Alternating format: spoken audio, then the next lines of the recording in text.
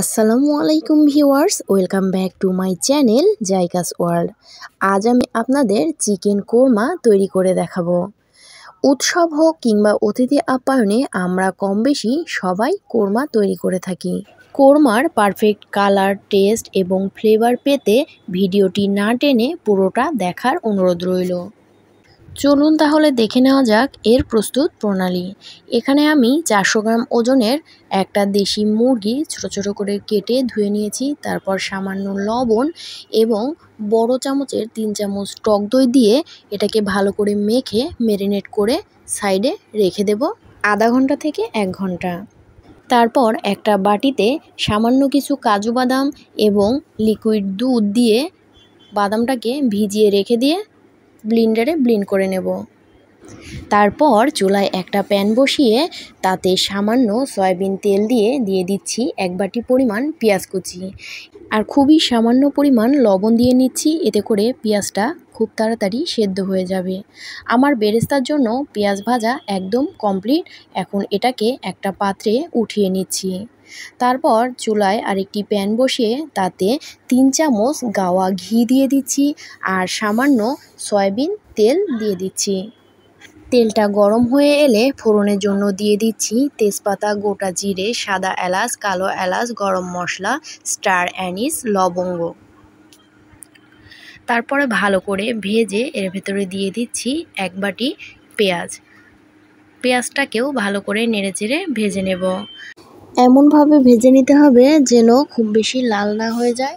তারপর এতে দিয়ে দিচ্ছি পেঁয়াজ বাটা, সামান্য পানি দিয়ে এতে অ্যাড করে দিচ্ছি চা চামচের 4 চামচ পরিমাণ আদা রসুন বাটা।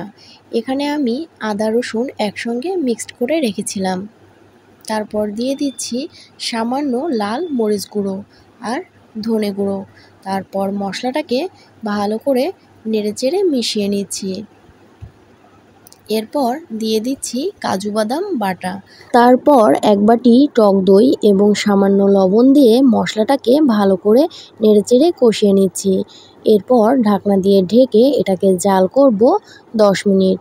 10 মিনিট পর ফিরে এসেছি।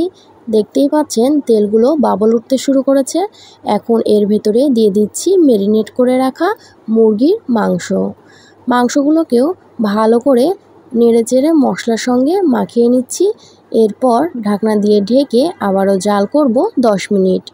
10 মিনিট পর ঢাকনা সরিয়ে এতে অ্যাড করে দিচ্ছি 1 চামচ ভাজা জিরের গুঁড়ো আর খুবই সামান্য লবণ। তারপর এটাকে ভালো করে নেড়েচেড়ে জাল করে নেব। এ পর্যায়ে যখন মশলাটা মাংসের গায়ে গায়ে লেগে যাবে তখন এতে অ্যাড করে দিচ্ছি হাফ কাপ লিকুইড দুধ। তারপর দিয়ে দিচ্ছি 5-6টা কাঁচা মরিচ। এবার আবারও নেড়েচেড়ে দিয়ে দিচ্ছি সামান্য গরম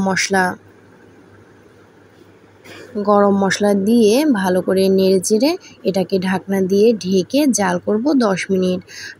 আপনারা যেমন গ্রেভিটা রাখবেন ঠিক তেমন পরিমাণ লিকুইড দুধ ইউজ করবেন।